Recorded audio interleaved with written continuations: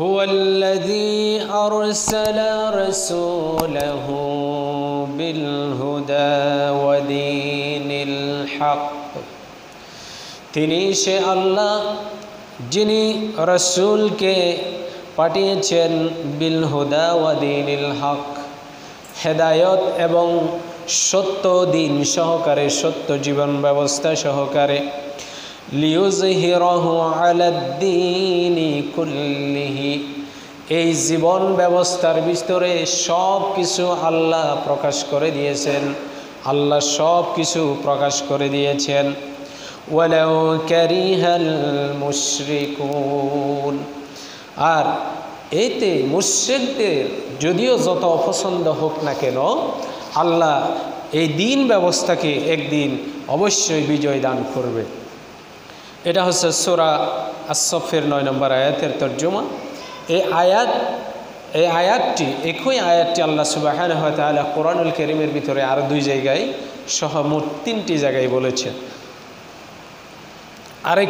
আরেক জায়গায় বলেছে সূরা ফাতহার 28 নম্বর আয়াতে, হুয়াল্লাযী আরসালা রাসূলাহু বিল হুদা ওয়া দীনিল হক লিইয়ুযহিরাহু আলাদ-দীনি কুল্লিহি ওয়া কাফা বিল্লাহি শাহীদা। এভাবে করে বলা হয়েছে সূরা ফাতহার 28 নম্বর আয়াতে। এরপরে সূরা তাওবার 33 নম্বর আয়াতেও একই আয়াত আল্লাহ সুবহানাহু ওয়া তাআলা বর্ণনা করেছেন। অর্থাৎ এই আয়াতটি আল্লাহ রাব্বুল আলামিন কোরআনুল কারীমের ভিতরে 3টি স্থানে বর্ণনা করেছে। তো এই আয়াত নাজিলের প্রেক্ষাপট এবং কোন প্রসঙ্গে আল্লাহ মানুষের কাছে বোঝানোর চেষ্টা করেছে, বুঝাতে চেয়েছে, সেটার মূল প্রেক্ষাপট হচ্ছে মূলত আল্লাহ সুবহানাহু ওয়া তাআলা মুসলমানদেরকে বোঝানোর জন্য চেষ্টা করেছে। এই আয়াতটি মুসলমানদেরকে কেন্দ্র করে আয়াতের ভিতরে আল্লাহ রাব্বুল আলামিন স্পষ্ট কিছু ধারণা দিয়েছেন। 3টি জায়গায় যখন আপনি এই সূরাতে যখন পড়বেন, একেবারে শুরু থেকে এই সূরার আগে এবং শেষের কথাগুলো যখন শুনবেন বা পড়বেন, তখন বুঝতে হবে এখানে মুসলমানদেরকে দিক নির্দেশনা দিয়েছেন আল্লাহ রাব্বুল আলামিন। বিধি নিষেধ কী কী সেটা মুসলমানদেরকে বলেছেন। যেমন এই সূরার শুরুতে আল্লাহ রাব্বুল আলামিন বলেছেন, ইয়া আইয়ুহাল্লাযীনা আমানু লিমা তাকুলুনা মা লা তাফআলুন, হে ঈমানদারগণ তোমরা যেটা করো না সেটা বলো কেন। তাহলে এভাবে করে পর্যায়ক্রমে মুসলমানদেরকে কথাগুলো বলেছে। আপনি যখন সূরা ফাতহার 28 নম্বর আয়াতের, অর্থাৎ 28 নম্বর আয়াতের শুরু এবং শেষ আয়াতটা হচ্ছে 29 নম্বর, এরপরে আর নাই, শুরুতে এবং শেষে ওই আয়াতগুলো পড়লেও মুসলমানদেরকে আল্লাহ রাব্বুল আলামিন বলেছেন।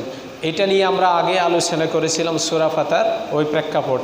যখন রাসূল সাল্লাল্লাহু আলাইহি ওয়াসাল্লাম হুদাইবিয়া সন্ধি করে মক্কাতে উমরা পালন না করে যখন মদিনায় ফিরে আসতেছে, দুর্বল মুসলমানদের মনের ভিতরে যখন বিভিন্ন প্রশ্ন এসেছে, তখন আল্লাহ রাব্বুল আলামিন কোরআনে আয়াত দিয়ে বোঝানোর চেষ্টা করেছেন। এরপরে সূরা তাওবাতে যে সমস্ত মুসলমানেরা কোরআনের বিধানগুলো মানতে চায় না, তাদেরকে ইঙ্গিত করে আল্লাহ রাব্বুল আলামিন এই আয়াতটি সূরা তাওবার 33 নম্বর আয়াতে আগে এবং পরে যখন আমরা পড়ব, তখন স্পষ্ট এই ধারণাগুলো পাই। তাহলে এখন এখানেও একই সেম ধারণা। এখন বিষয়টা কি, যেমন আমি কথাটা সংক্ষেপে বলার চেষ্টা করতেছি, যেহেতু সময় সংক্ষিপ্ত হয় সে কারণে। আল্লাহ বলতেছে, হুয়াল্লাযী আরসালা রাসূলাহু বিল হুদা, আমি আমার নবীকে হেদায়েত সহকারে প্রেরণ করেছি। ওয়া দীনিল হক, যে দিন যেটা দিলাম, জীবন ব্যবস্থা যেটা দিলাম এটা সত্য। লিইয়ুযহিরাহু আলাদ-দীনি কুল্লিহি, অন্যান্য যে দিন যেগুলো আছে, অন্যান্য ধর্ম যেগুলো আছে, অন্যান্য জীবন ব্যবস্থা যেগুলো আছে, ওই জীবন ব্যবস্থাগুলোর ভিতরে ইসলামী জীবন ব্যবস্থাকে আমি সর্বোচ্চ প্রাধান্য দিয়েছি, এটাই গ্রহণযোগ্য হবে। ওয়ালাউ কারিহাল মুশরিকুন, যদিও এটা মুশরিকদের যতই অপছন্দ হোক না কেন। তাহলে এখানে মুশরিকের কথা কেন আসছে? মুশরিকদের বিষয়ে এখানে শিরকের কথা কেন আসছে? যে শিরকের কথা আসার পিছনে বুঝতে হবে যে আল্লাহ সুবহানাহু ওয়া তাআলা সব গুনাহ মাফ করবে, কিন্তু কিসের গুনাহ মাফ করবে না? শিরকের গুনাহ মাফ করবে না। এখানে এই আয়াতটা যেমন ধরেন সূরা নিসার 48 নম্বর আয়াত আল্লাহ কি বলেছে, ইন্নাল্লাহা লা ইয়াগফিরু আন ইউশরাকা বিহি ওয়া ইয়াগফিরু মা দুনা যালিক লিমান ইয়াশা ওয়া মান ইউশরিক বিল্লাহি ফাকাদ ইফতারা ইসমান আযীমা। আল্লাহ বলতেছে সব গুনাহ মাফ করে দেব, কিন্তু শিরকের গুনাহ মাফ করব না। কি বলেছে? সব গুনাহ মাফ করব, কিন্তু শিরকের গুনাহ মাফ করব না।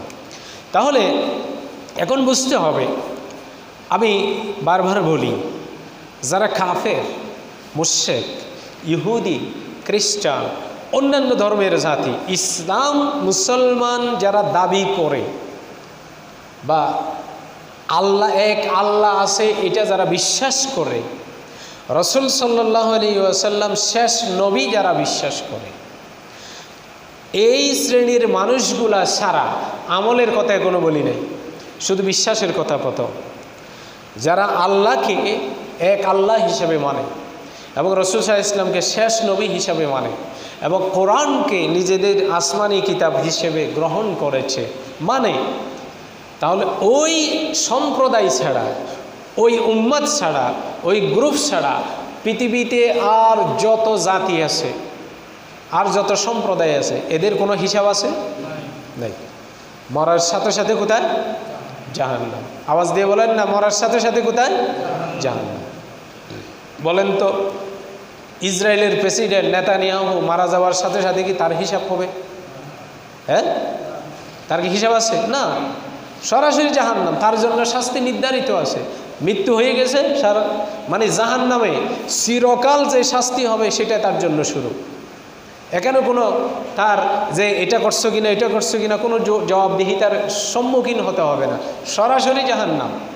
ঠিক একইভাবে পৃথিবীতে অন্য যত সম্প্রদায় আছে সবগুলার ক্ষেত্রে একই রকম, যেহেতু সে আল্লাহর প্রতি ঈমান আনে নাই, এক নম্বর, এই কারণে তার জীবনের সব শেষ। তাহলে কোরআনুল কারীমের ভিতরে কিছু কিছু জায়গায় আল্লাহ সুবহানাহু ওয়া তাআলা মুসলমানদের ভিতরে মুশরিকদের কথা বলেছে। যেমন সূরা ইউসুফের 106 নম্বর আয়াতে বলেছে, ওয়া মা ইউমিনু আকসারুহুম বিল্লাহি ইল্লা ওয়া হুম মুশরিকুন। আল্লাহ বলছে তোমাদের মাঝে অনেক আছে, মুসলমানদেরকে বলতেছে তোমাদের মাঝে অনেক আছে আল্লাহর প্রতি ঈমান এনেছে, ঈমান এনেছে মানে মুসলমান হয়ে গেছে, কিন্তু তারা মুশরিক। এটা তো ইহুদিদেরকে বলে নাই, এটা কাফেরদেরকে বলে নাই, এটা বলছে কাদেরকে? মুসলমানদেরকে। মানে তোমাদের ভিতরে অনেক আছে যারা ঈমান এনেছে আল্লাহকে মানে, কিন্তু মুশরিক। তাহলে এই মুশরিক কারা? এই শিরকের সাথে জড়িত কারা, এটা বের করতে হবে কিনা। কারণ আমাকে আপনাকে যদি, আমি যদি মুসলমান যদি দাবি করি বা আমি যদি আল্লাহকে যদি মানি, আমি মুসলমান আছি, কিন্তু আমার কথায়, আমার কাজে, আমার আমলে, আমার চিন্তাধারায়, আমার ধ্যান ধারণায়, আমার বিশ্বাসে অথবা আমার কর্মফলের দ্বারা যদি কোনো কাজ যদি শিরকের পর্যায়ে যায়, তখন সেটা কি, সে কি হয়ে গেছে? মুশরিক হয়ে গেছে। কিন্তু জানিও না, অথচ নামাজ পড়ছে, রোজা রাখছে, হজ করছে, আল্লাহকেও মানছে, কিন্তু আবার শিরকও করছে, কি শিরকের কাজের সাথে সম্পৃক্ত। এজন্য কোরআনুল কারীমের ভিতরে যেমন সূরা আনামের 88 নম্বর আয়াতে আল্লাহ, এবং এরপরে সূরা জুমারের আপনার 56 নম্বর আয়াতে, 65 নম্বর আয়াতে আল্লাহ কি কথাগুলো বলেছে, যে দেখেন আল্লাহ বলেছে, ওয়ালাউ আশরাকু লাহাবিতা আনহুম মা কানু ইয়ামালুন। ওয়ালাউ আশরাকু লাহাবিতা আনহুম মা কানু ইয়ামালুন। আল্লাহ বলতেছে কেউ যদি শিরক যদি করে তার আমলগুলো বরবাদ করে দিবে। আল্লাহ মা কানু ইয়ামালুন, সে বুঝতেও পারবে না। এই কথাটা কাকে বলছে? মুসলমানদের।